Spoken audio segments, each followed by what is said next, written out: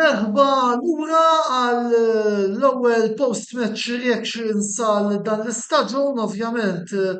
Issa nibdew bit-taħbiberija, nerġgħu nibdew bil-kummenti ta' wara l-logħbiet, ovvjament fil-każ tal-Inter. Qegħdin nitkellmu u ftit tal-minuti ilu qabel ma intemmet l-ewwel logħba taħbiberija li fiha rajna l-Inter tirbaħ 10 b'xejn kontra t-tim tal-Pergolettese. Se tgħiduli alright Unel, irbaħtu friendly, alright nilabtu ma' xejn. Biss dawn it-tip ta' logħbiet jiena nqishom bħala logħbiet fejn l-ewwel nett isek nħossu terminu tifraħ ftit għax tkun qed terġa' tara l-idoli tiegħek wara nuqqas ta' ftit ta' żmien u wkoll l-logħbiet ta' ħbiberija bħalma dejjem ngħid iservu għal żewġ raġunijiet. L-ewwel nett biex il-plejers iġibu l-match fitness u t-tieni ħaġa biex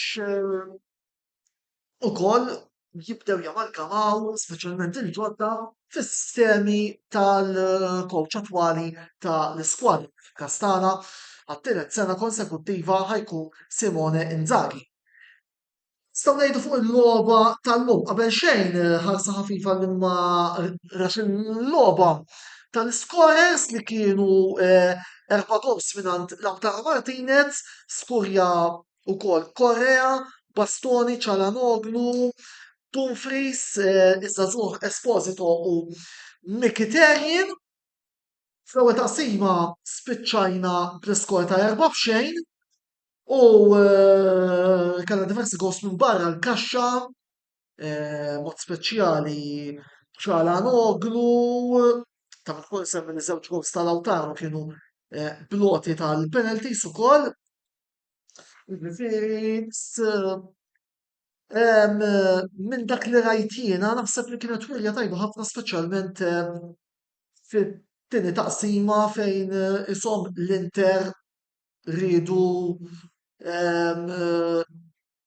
rridu iżjed u għaldaqstant ukoll kollox ma kollox anke fid-dawl tal-fatt li t-tim ilu ġej minn jumejn tlieta ta' taħejt, naħseb illi għandna nkunu sodisfatti bil-wirja illi rajna illum insellem ukoll il-ċirku Franz le issa ma nix fejn nibdew nibtu il-kampjonat għadu ma bedix u mbagħad naraw la jiġi il-kampjonat ser jidru wkoll insellem ukoll lil-Joseph il-Dilin u lil-Klomar li bħalissa wkoll qegħdin jaraw dan il-video u seħu ħafna fit-tul ta' Voldieri.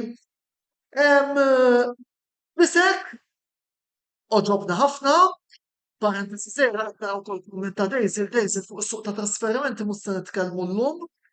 Illum li nikkonċentra biss fuq il-logħba ta' ħbiberija, iżda mbagħad ser nitkellmu fi programm apposta li ser ikollna nhar it-tlieta ta' Awwissu li ġej se jkun Q&A session nkunu nistgħu niftħula fuq ix-rridu ma illum nikkonċentra fuq il-logħba li rajna.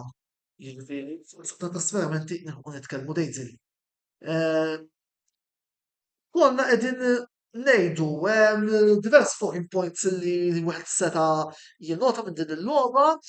Kont se nibda nitkellem ukoll fuq Bisek, wieħed mill-akkwisti l-ġodda tagħna illi bħala difensur ċentrali fuq in-naħa tal-lemin illum ma kienx ħażin. Oġobni ħafna kif lagħab jista' jkun ukoll anke bħalma qed jgħidu ċertu ġurnalisti fosthom Marco Barzaghi ta' Mediaset li jista' jkun li Inzaghi qed jipprova jfassal pjan illi jibni il-Bisek bħala fuq il-braċċetto jsejħulu Lemini u forsi wkoll naraw attakk Bisek, defiża anzi, Bisek, Acerbi, Bastoni.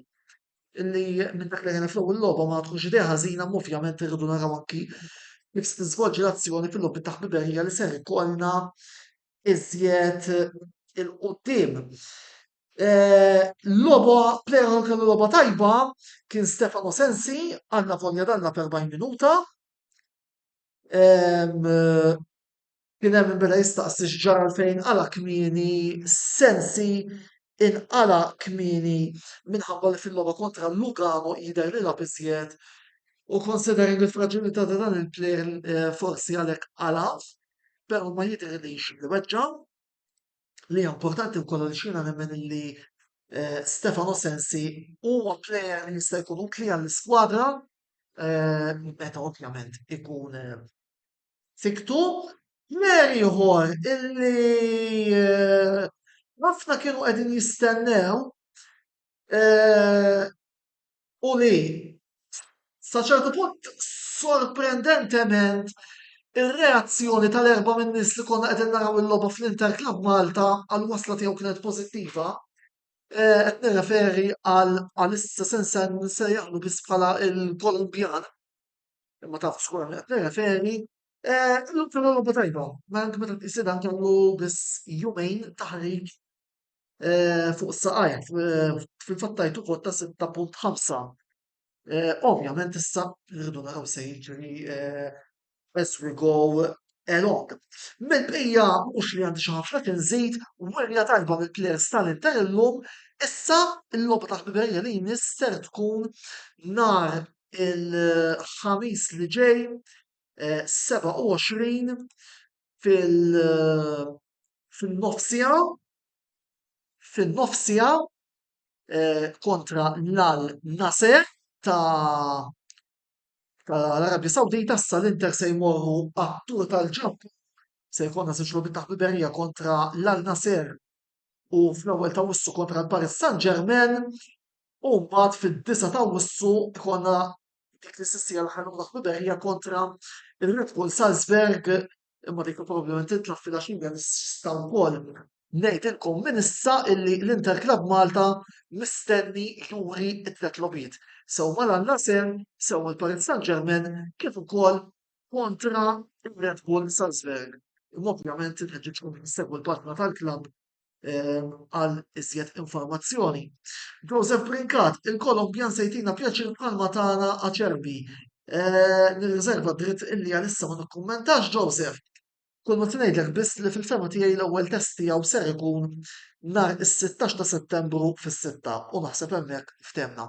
Mela, jiena għalissa m'għandix għalfejn intawwal iżjed, inħeġġitkom biex il-video minn hawn ftit ieħor ser jkun ukoll fuq il-YouTube channel tagħna, inħeġġitkom biex tafs fuq dik is-subscribe ħalli anke hemmhekk inkomplu nkabru ukoll il-familja tagħna fuq YouTube. Maħniex sodisfatti bil-fatt li qegħdin naraw biss 239 subscriber kontra l-5000 li għandna fuq Facebook 5005. Ejja ħalli nżidu wkoll il-followers fuq YouTube anke jekk titilfu xi programm live u mbagħad tkun tistgħu terġgħu taraw hemmhekk ukoll.